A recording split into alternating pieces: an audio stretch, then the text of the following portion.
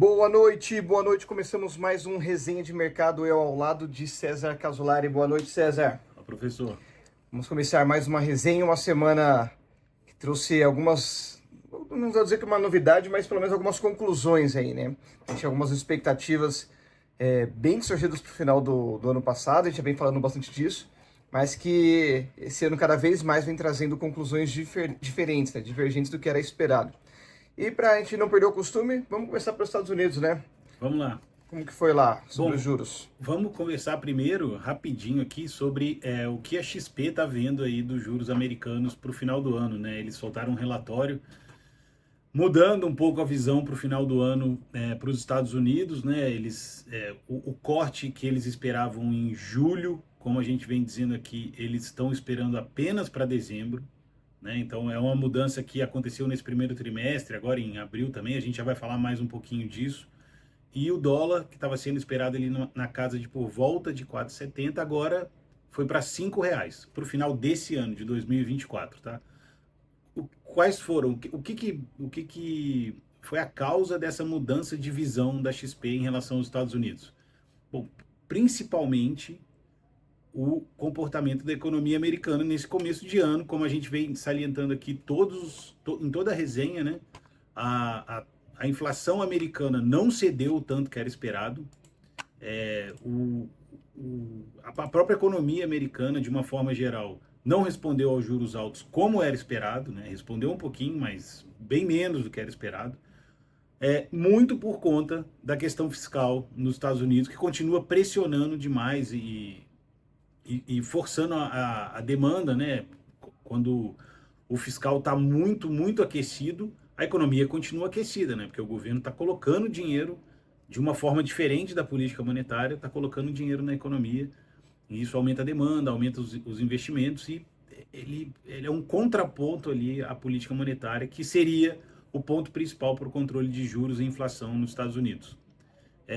A gente viu também que o seguro-desemprego nos Estados Unidos veio bem em linha com as expectativas, né? O desemprego nos Estados Unidos também não está cedendo, que era uma expectativa do Fed lá nos Estados Unidos. E os índices de compra em geral, tanto o composto, que são todos, e os divididos por setor ali de serviço, manufatura, industrial e tal, todos estão acima de 50, né? A gente gosta muito de ver isso porque é um dado simples de olhar. Acima de 50 é considerado expansionista, né? As pessoas estão fazendo investimentos, estão buscando mais demanda, e abaixo de 50 é contracionista. É, Praticamente todos estão acima de 50, caíram um pouco em relação ao período anterior, né? Não vou entrar aqui nos números, detalhezinhos, mas estão todos acima de 50. E isso, obviamente, pressiona a economia, pressiona a inflação, e aí os juros não, ou teriam que aumentar, mas não parece ser o caso, mas pelo menos não vão cair num futuro próximo. O que isso significa? Significa que uma certa euforia que tomou conta do mercado no fim do ano passado, não só no Brasil, como nos Estados Unidos também, é, ela foi freada por conta desses dados, e todo o mercado agora teve que mudar as posições, né, e as análises que faziam até o final do ano passado, vendo que esse corte de juros vai demorar mais, e os juros futuros nos Estados Unidos, que é muito importante, porque é ali que a gente olha, é ali que os investidores, é para onde os investidores olham na hora de fazer a alocação em renda fixa e até em renda variável também, porque um depende bastante da outra. Os juros futuros americanos de 10 anos subiram muito esse ano, né? Eles saíram de 3,8 para 4,7, é quase 1% em poucos meses, né? E vinham caindo bastante desde de meados do ano passado, né? Mostrando que a política monetária estava dando certo, estava funcionando, estava conseguindo controlar ali a expectativa de mercado.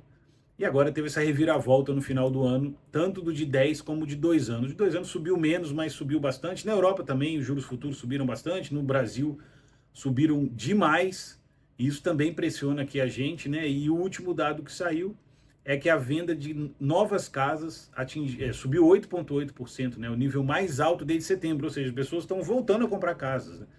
Que é também uma das variáveis que a gente olha para saber se as pessoas estão otimistas ou não. E teoricamente, né, elas deveriam segurar para a demanda cair, para a inflação cair, para os juros poderem cair. Enfim, está tudo conspirando contra essa queda na taxa de juros. E o grande fator hoje é a política fiscal americana. Talvez, né, a gente chuta aqui, ou a gente especula aqui, que seja por causa do ano eleitoral e do péssimo desempenho do Biden nas pesquisas, né? Eu vi ultimamente aí uns gráficos de uns estados importantes, ele está perdendo em bastantes deles para o Trump, ou ficando empatado, ou onde ele estava alto antes, vem fechando bastante ali a diferença entre os dois. Um ponto relevante é que a parte, na verdade, do consumo, ela até não está tão expansionista assim, tá ok. O maior problema não é a questão das compras em si, mas é a parte de serviços, né? O serviço continua muito forte lá, o emprego continua muito alto. Então isso é uma das coisas que vão puxar ali, muito por conta do que o César falou agora, né? Dessa questão, provavelmente por causa da política, né? Que não estão querendo tirar ali algumas coisas que precisavam para poder ceder, né? Ninguém quer ver um desemprego subindo no eleitoral, né? Vai ficar difícil de ser reeleito. Ou ter uma recessão, né? Exatamente. E enquanto os Estados Unidos decidiu ali manter a taxa de juros, a gente vê que a China também está tomando um rumo similar, né? A gente viu que a China vem de um problema ali já de uma data até longa, mas que precisa estimular um pouco mais a economia, mas também tem problemas. E que para conseguir fazer algumas políticas que ela desejaria, ela precisa pelo menos segurar um pouco ainda a taxa de juros para manter a inflação controlada também, né? Exatamente. A China está num movimento um pouco diferente dos Estados Unidos, né? A gente vem salientando desde o ano passado, eles estavam com um problema de deflação, né? Não era de inflação resiliente ou inflação alta, era um problema de deflação, de falta de demanda, de falta de investimentos. E, assim, a gente vê, é muito comum quando a gente vê esse cenário de economia parando ou parecendo que vai parar, o governo entrar e aumentar a política fiscal ou fazer algo pelo lado dos juros. Lá na China, a política monetária foi mantida mais ou menos parecida desde o final do ano passado, né? Eles têm a taxa de juros agora lá para um ano, eles têm uma diferença, né? De um ano está 3,45, a de 5 está 3,95, que é mais ou menos o valor que eles estavam no final do ano. Então eles decidiram não mexer muito na política monetária, mas o lado fiscal está sendo bastante incentivado, né? Eles estão usando, né, tudo que o governo pode usar, né? Facilidade de crédito, subsídio, transferências, tudo isso está sendo feito na China para incentivar a economia, a incentivar os chineses, né, a voltar a consumir mais, a voltar a fazer financiamento, a facilitar as indústrias a investir. Tudo isso está sendo feito na China porque eles têm essa meta alta de PIB, né? A gente viu semana passada que no primeiro semestre foi muito bom, né? Eles cresceram 5,3%, apesar de o finalzinho do trimestre ele ter dado uma embicada para baixo, e vamos ver como vai ficar, mas de qualquer forma é uma situação bem diferente dos Estados Unidos, né? Os Estados Unidos está exportando juros altos e a China até o momento estava exportando deflação. Então são dois grandes países do mundo que têm relação com praticamente todos os países, relações comerciais, diplomáticas, tudo que você imaginar aí, eles estão envolvidos. E são duas forças que estão se debatendo ali, né? A China, às vezes, tentou há muitos anos ameaçar trocar o dólar pelo euro nas reservas, não foi para frente. Agora está começando a comprar bastante ouro, talvez para diminuir um pouco de reservas ali que ela tem em títulos americanos. Mas não é uma guerra fria, né? Porque não chega a ser um embate, mas é um embate econômico, né? Entre as duas grandes potências do mundo hoje. O que é mais interessante nessa briga, né? É porque os dois têm interesse em ser o primeiro, os dois têm interesse em fazer negócio com o mundo inteiro, só que os dois dependem muito um do outro. Então, até pelo tamanho, né? São os países que mais transacionam entre eles, inclusive, né? Então, é muito difícil. Se os Estados Unidos quiser prejudicar a China, ele acaba se prejudicando nessa, né? E vice-versa. Então, é uma briga delicada ali, né? Pela busca pelo poder ali, de ser o primeiro.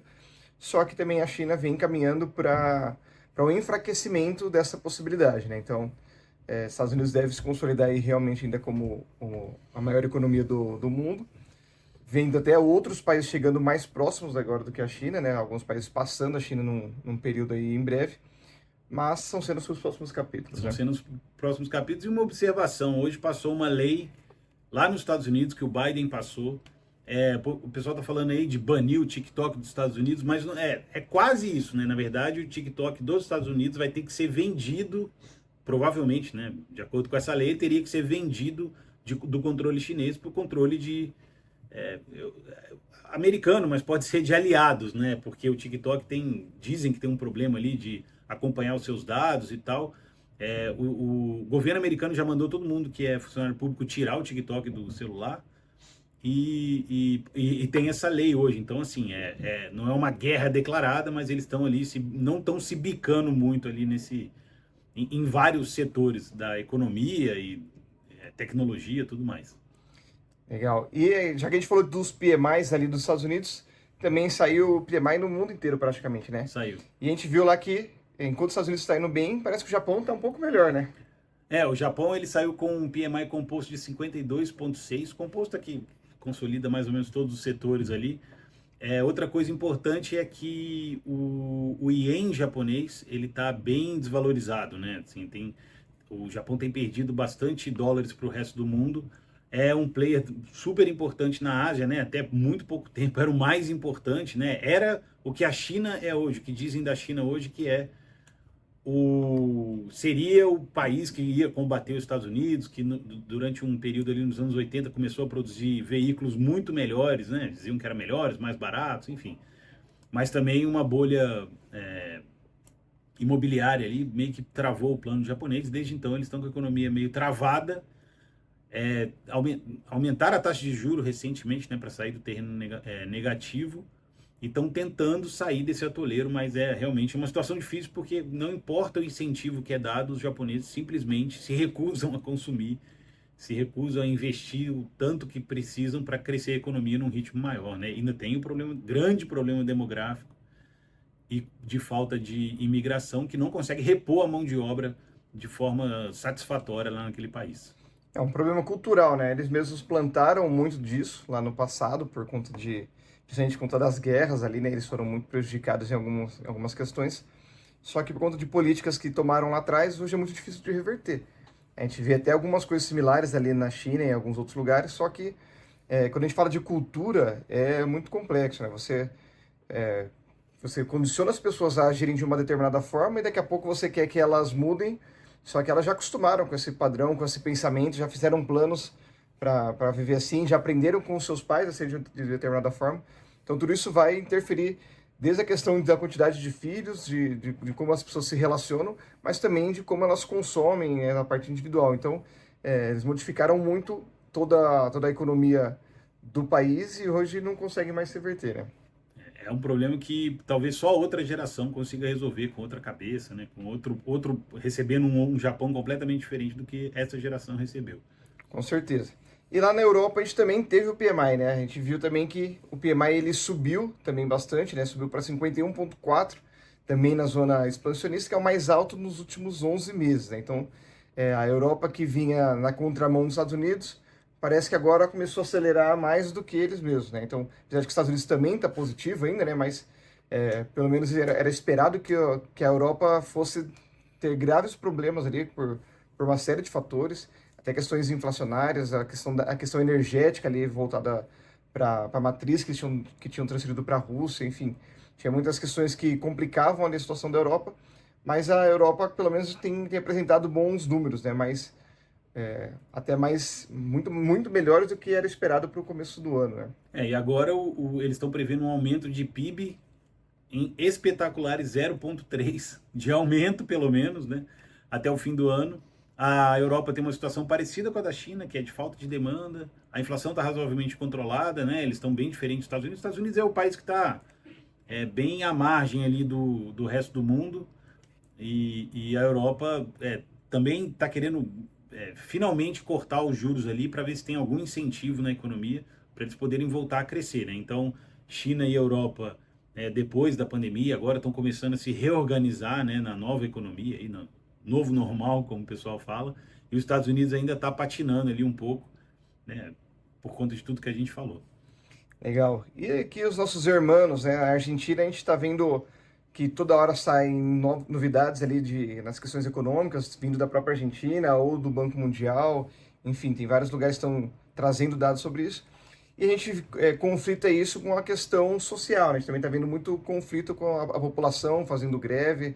É um país, né, que sempre acaba fazendo greve, acaba fazendo bastante manifestações, mas a gente está vendo ali que que agora tá cada vez mais intenso, né? Mas, por outro lado, também a gente está vendo que os dados econômicos estão melhorando bastante, né? Um pedaço grande da Argentina não votou no Milei, né? E um pedaço grande da Argentina sempre apoiou esse tipo de medida, acha que o governo tem que participar mais da economia, acha que as pessoas têm que ter alguns subsídios, enfim, é uma visão bem diferente da do Milei, é uma visão bem diferente, mas pode ter sido mal feito ou bem feito, foi uma visão que deixou essa herança aí pro Milei no final do ano passado, né? E o Milei agora, ele foi até na televisão falar, né, que o governo tinha conseguido um superávit no primeiro trimestre, né, de 0,2% do PIB. Ele, quando recebeu o governo, o déficit total era de 15% do PIB. É um déficit extraordinário. O déficit dos Estados Unidos é muito grande. É um dos maiores do mundo e é 8% do PIB. Tudo bem que o PIB dos Estados Unidos é uma coisa gigantesca, então você imagina o tamanho do déficit, mas mesmo assim, percentualmente, 15% do PIB é, é muito grande. É muito difícil você voltar dessa situação em pouco tempo. Eu acho que não, né, a gente acha que não vai ser possível, mas pode ser amenizado. E por conta de tudo que o Milei fez ali para equilibrar as contas, né, cortou os gastos públicos por volta de 40%, reduziu a quantidade enorme de ministérios e funcionários, cortou vários subsídios, tirou o controle de preço que tinha em vários pontos da economia argentina, que represavam a inflação, né, que parecia que o preço não estava subindo, mas estava, na verdade, tabelado ali, controlado. Ele fez de tudo para não aumentar a dívida, ele desvalorizou muito o peso, né, para muito próximo da taxa de mercado, né, que é o dólar blue que eles chamam lá. Então todas essas medidas são medidas muito severas, são medidas de literalmente cortar na carne, né, do orçamento argentino e em consequência do povo argentino, né. Não vamos nos enganar, né? A gente fala as contas do governo, as contas não é conta do governo, é a conta do país, é o dinheiro das pessoas que está ali, né? São os tributos que elas pagam, são os salários que muita gente recebe, mas as transferências, as contribuições, segurança, transporte, saúde, tudo isso é dinheiro das pessoas, do povo, do país, né? Só que a gente elegeu aquele pessoal ali para tocar esse negócio e a gente espera que eles façam o melhor possível, e no caso da Argentina foi feito exatamente o contrário, né? Foi feito o pior possível, entregou a Argentina com um cenário devastador. De novo, assim, a consequência social disso é gigante, a consequência social do reequilíbrio já é grande, né? Imagina a de chegar nessa situação, né? Que tinha muita coisa ali que parecia que estava bem, mas na verdade estava só sendo empurrado para frente, mas já estava chegando ali muito no fundo do poço, com falta de dólar, com déficit que é incontrolável, questão de o imposto nunca era suficiente para bancar quase nem o Estado, né, de uma forma satisfatória, enfim. É uma situação muito complicada. A gente falou que semana passada tudo na Argentina é preocupante. Tudo. Não tem nada que não seja. Talvez tirando o futebol, só que os caras ganharam a Copa do Mundo. Mas se tivesse perdido também seria preocupante. Porque, né? Enfim. E essa questão do câmbio também é importante a gente notar, porque essa desvalorização cambial ela tem dois efeitos. Um ruim, que é uma pressão grande na inflação, né? Quando você desvaloriza, as coisas que você importa ficam mais caras, e isso serve como custo, né, depois para a distribuição dos produtos, mas ao mesmo tempo facilita as exportações, né? Você consegue exportar o seu produto pelo mesmo preço de antes, recebendo mais dólar, ou você pode baixar um pouquinho, concorrer melhor no mercado exterior, recebendo o mesmo tanto de dólar que você recebia antes. Isso tende a aumentar a balança comercial e a entrada de dólares do país. Tende, vai acontecer. Não sabemos, estamos acompanhando, mas a tendência é essa. Quando os países fazem isso, geralmente essa é a tendência.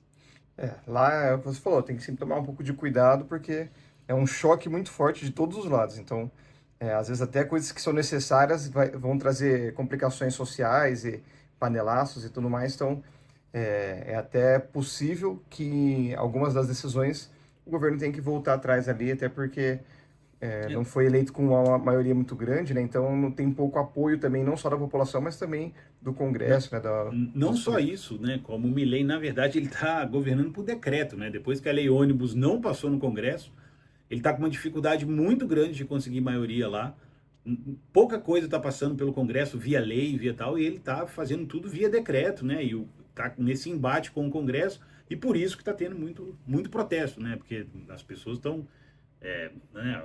Os movimentos sociais, as pessoas que estão ali no jogo político, estão querendo que isso passe pelo Congresso, Mas o Milei disse que quando passou pelo Congresso não passou, então ele vai fazer assim, enfim, é uma confusão, como eu disse, não tem nada que não preocupe na Argentina.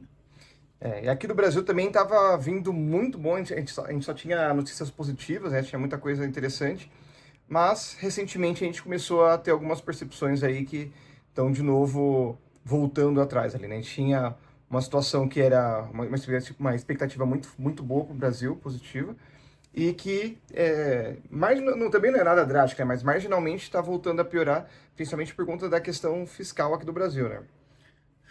Principalmente por conta da questão fiscal, igual nos Estados Unidos, mas lá ainda está um pouquinho pior. Aqui a gente ainda tem o arcabouço, a gente ainda está com o nosso PIB tem crescido bem, mas as mudanças que ocorreram agora no primeiro trimestre, principalmente agora em abril, ali, a mudança do arcabouço, né, como a gente falou semana passada, são bem preocupantes, né? A XP também mudou a perspectiva para o Brasil aqui, o IPCA de 3,5 para 3,7 no final do ano, e a Selic, que antes era por volta de 9, agora eles acham que deve ficar por volta de 10. O mercado, acho que o consenso é 9,5, algo assim, mas também aumentou, né? Todo mundo aumentou um pouquinho a perspectiva para o fim do ano, dado o contexto externo do país, e como isso afetou muito o Brasil, o governo resolveu fazer uma mudança ali no arcabouço fiscal, né?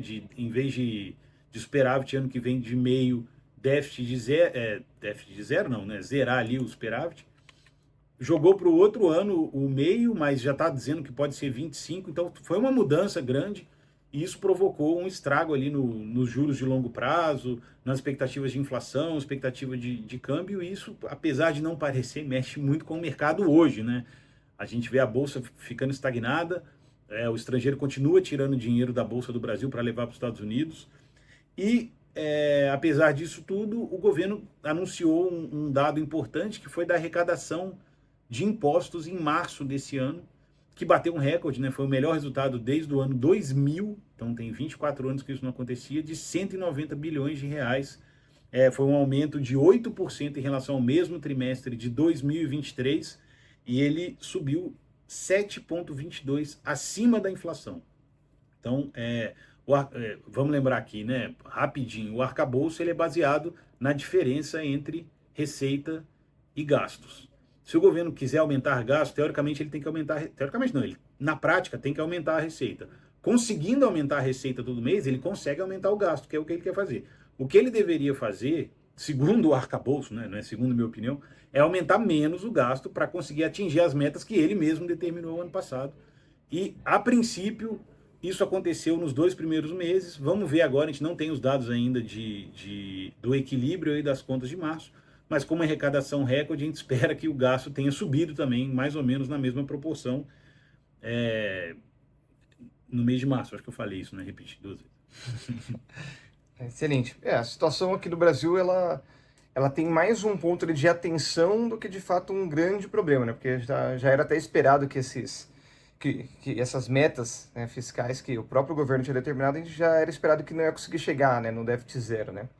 Então, já se esperava que fosse um pouquinho para cima, a grande questão é que está indo um pouco acima do que ainda já era previsto com aquela margem de erro, né? Então, são cenas também para os próximos capítulos também, para a gente monitorar, porque o governo aqui, né, no Brasil, esse governo atual, né, a gente já viu, não é um governo novo, né? A gente já viu o Lula e a Dilma ali, né, o governo do PT nos outros momentos, e sempre se mostraram muito que são governos gastões, né? Então, tem um racional deles ali por trás, mas que, como o César falou, para poder continuar gastando, tem que também arrecadar, senão acontece igual aconteceu na Argentina. Exatamente. A última coisa que eu queria falar rapidinho é de algo que explica bem essa situação, né? A gente tem vou dizer um investimento, né? Mas a gente tem uma opção no mercado brasileiro que chama opção do Copom. E essa opção funciona da seguinte forma, é como se fosse uma aposta. Você fala, eu acho que o Copom vai decidir por reduzir os juros em 0,50 pontos, né? 0,50%. E essa aposta, ela tem uma diferença do valor que você paga até 100. Você vai receber 100. Se ela tiver 99, você vai receber 1 para cada papel que você comprar. E se ela tiver 99, significa que o mercado acha que tem 99% de chance, mais ou menos, disso acontecer. Essa chance, essa probabilidade estava em 90, ou seja, você receberia 10 para o corte de 50 dos juros no Copom. Essa opção agora ela está valendo 26, ou seja, está muito mais longe, né? O mercado acha que o corte de 0,50 na próxima reunião do Copom está muito mais longe do que estava antes. E a de 25 subiu enormemente, eu não tenho os dados aqui, infelizmente, mas houve uma espécie de revisão por parte do mercado, né? Isso é uma aposta que o mercado faz, né? E quem acerta ganha a diferença, ou seja, skin in the game mesmo, né? Não é só falar aqui, eu acho que é 50, eu acho que é 25, né? A pessoa monta uma posição nessa opção de cupom. Legal. E fechamos aqui então os entendimentos sobre as economias. A gente vê que para os investimentos isso teve bastante impacto, né? Tudo isso que a gente está falando, a gente percebeu ali que tanto para os ativos de risco, né, que a gente chama os ativos de renda variável, a gente percebeu que teve uma queda ali mais acentuada, né? Não só por conta aqui do Brasil, mas por causa do exterior. E a gente vê também que nos ativos de renda fixa, por outro lado, ele gera uma oportunidade para quem quer fazer alguma posição agora, para quem ainda estava muito pós-fixado, abre uma possível janela ali, talvez a melhor ali dos últimos tempos. A gente vê que os títulos do governo estão pagando uma taxa muito elevada, né? IPCA mais 6. E a gente vê também que os títulos pré-fixados também estão muito atrativos, né? Sim. Então, quem ainda está tentando, não tomou uma decisão, está pensando ainda em como alocar, Ou está preocupado com o importante. contexto, né? Muita gente, putz, tá muito bagunçado, política, não sei o que e tal, vou segurar. Não precisa segurar, pode falar aqui com a gente. Com certeza. É importante, né, você não tomar uma decisão também é uma decisão. Exato. Então é importante que isso seja feito, né? Agora acho que tem uma grande oportunidade para quem também quer ficar posicionado em renda fixa, que não quer correr risco. E possivelmente daqui a pouco tempo a gente começa a ver o mercado tomar alguma direção assim que os Estados Unidos começar a se mostrar. Apesar de a gente falou que as expectativas são para dezembro, a gente já começa a ver um pouco de direcionamento ali, né? O fato de todo mundo já prever que seja dezembro, já vai começar a direcionar as alocações para esse perfil, não é mesmo? Correto. Isso aí. E vamos para a nossa curiosidade então da semana, né? Vamos lá. Vai você ou vai eu?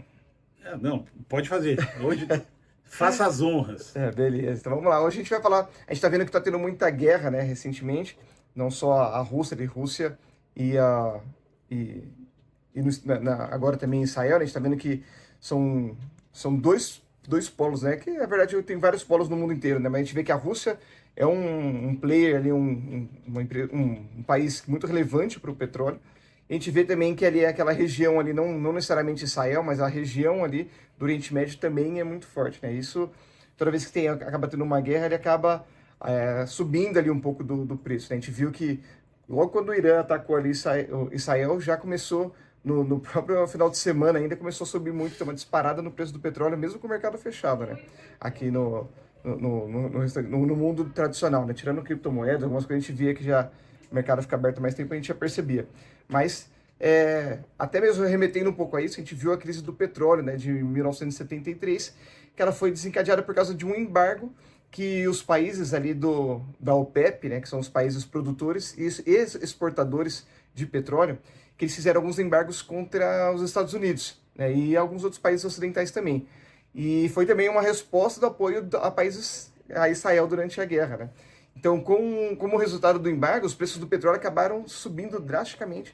Então, teve aquela explosão, assim como a gente acabou de ver que, na verdade, acabou sendo um pouco ainda pequeno, né, nesse momento. Naquela época ali foi um negócio muito grande, subiu demais, e os fornecimentos todos foram reduzidos. A gente vê hoje que até agora, né, a gente vê que os países lá da OPEP, eles que ditam qual que é o preço do petróleo, porque quando começa uma tendência, eles tomam a decisão, vamos produzir mais, vamos produzir menos, e tudo isso faz com que eles consigam controlar, né, o preço do petróleo, dado que eles são, pelo menos olhando em bloco, eles são os maiores produtores, né? A gente ainda vê países muito relevantes, mas quando a gente olha, eles ditam o mercado. Além de que até mais recentemente eles mudaram um pouco isso e acrescentaram, além do OPEP, que era aqueles países ali do Oriente Médio, agora tem o OPEP+, né? Então eles colocam outros países ali também próximos para poder fazer esse tipo de controle, né? O Brasil está agora, não OPEP+. Exatamente, o Brasil agora também participa, apesar também de participar da questão das mudanças climáticas, né? Então, tem um contrassenso em alguns pontos. Mas essa questão ela teve um impacto significativo nos mercados financeiros globais e na economia mundial. os preços do petróleo eles quadruplicaram em poucos meses e levaram um aumento, a aumentos acentuados nos custos de energia e produção de todo mundo. Então, por conta disso, como eles têm o controle, eles que determinam o quanto isso afeta o mundo. E um ponto que a gente falou recentemente, algumas edições para trás, é que algumas coisas, elas não geram somente um impacto em cima dela mesma, né? Mas a questão de petróleo e energia, ela gera um impacto para toda a economia, arrasta para tudo, porque para você transportar as coisas, para você poder viver, por exemplo, com a questão de eletricidade ou qualquer coisa que esteja ligada à economia, ela tem um impacto que ela arrasta para outras coisas, né? Então isso causou uma inflação gigantesca no mundo. Né? E aqui no Brasil pegou a gente bem no meio do milagre econômico da ditadura. A gente vivia de endividamento externo, né? A gente se financiava, na época não tinha muito financiamento próprio e tal, a gente pegava muito dinheiro com bancos no exterior, as negociações eram feitas nos bancos, através de dólar, tinha que pagar depois dívida externa, acho que quem é de outra geração aí lembra dessa coisa que praticamente não existe mais, e pegou a gente bem no meio do crescimento, nosso endividamento cresceu pra caramba, nossa inflação começou a disparar, e ali o milagre econômico começou a virar uma marolinha, pô. Com certeza, aí esse efeito do arrasto das questões energéticas, ela às vezes ela parece uma coisa pequenininha, mas ela pode virar um negócio muito grande quando começar a desencadear e levar o aumento de preço para todos os outros itens da economia, né?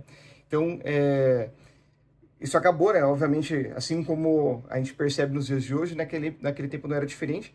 Assim que teve essas questões de mudança de preço, teve um arrasto em todas as expectativas, porque muda não somente a questão dos ativos, mas muda as expectativas econômicas. E quando isso acontece, a gente vê que o mercado ele sofre todas aquelas instabilidades, aquelas volatilidades, e a gente percebe que, para a gente olhar os gráficos, inclusive dos preços dos ativos disso, naquele momento, você vê que, não vou dizer que é parecido, mas quando a gente olha com as crises que a gente tem vivido recentemente, que normalmente ele dá uma embicada ali para baixo, ele traz um efeito muito, muito forte para a economia. A gente percebeu que teve também isso naqueles momentos, né? Inclusive, fizeram com que os investidores buscassem refúgio em outros ativos que fossem mais seguros, né? Como o próprio dólar, moedas estáveis, e o próprio ouro, como a gente também está vendo agora uma corrida mais recente, né? E toda vez que acontece alguma coisa nesse sentido, né, que afeta muito o petróleo especificamente, não falando de outras modalidades de energia, mas a gente lembra dessa questão da dependência, porque não é uma dependência somente de um produto. Primeiro que é um produto escasso, né, que a gente não tem, a gente ainda não consegue criar petróleo, tem que ser extraído, né, acabaram os dinossauros ali já, né? Mas como tem algumas restrições para isso, a gente começa a se ver obrigado a buscar formas alternativas de energia. Então, a gente já vê que tem um movimento muito forte, o Brasil é um dos países que lidera essa frente, até por conta da nossa questão geográfica, das nossas riquezas que a gente tem aqui no Brasil. Só que a gente vê que sempre existe ainda muita restrição, muita dificuldade para conseguir conquistar isso, porque tem empresas e pessoas muito também importantes que estão por trás do petróleo, dessa modalidade. Então, essa questão de briga ali por poder também envolve não somente questões políticas, mas também questões econômicas. E aí, por isso que é importante a gente sempre pensar em racionamento, como utilizar corretamente a energia que a gente possui, e também buscar essas fontes através de energia solar, de eólica.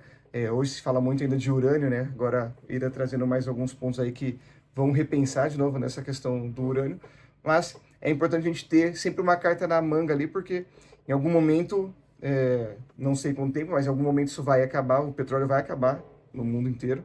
Então, enquanto a gente ainda tem estoque, descobrimos já várias formas também de extração de petróleo, que está prolongando um pouco esse efeito, mas em algum momento isso começa a reduzir, e quanto mais reduzir, menos petróleo tiver, mais vão subir os preços. Em algum momento ele vai mudar essa relação do que é mais interessante. E aí talvez a gente até acelere para essa mudança para uma matriz mais limpa, enfim, de alguma outra forma. Perfeito. Certo? Certíssimo. Encerramos então mais uma resenha de mercado. Agradecemos aqui a participação de vocês. Ficamos aqui à disposição para poder entender como que isso afeta não somente o mundo, mas como afeta também o seu bolso, como afeta o seu portfólio de investimentos, que você possa estar bem alocado e bem assessorado para tomar as melhores decisões. Certo, César? Isso aí, professor. Fechamos. Valeu, pessoal. Um abraço, até a próxima.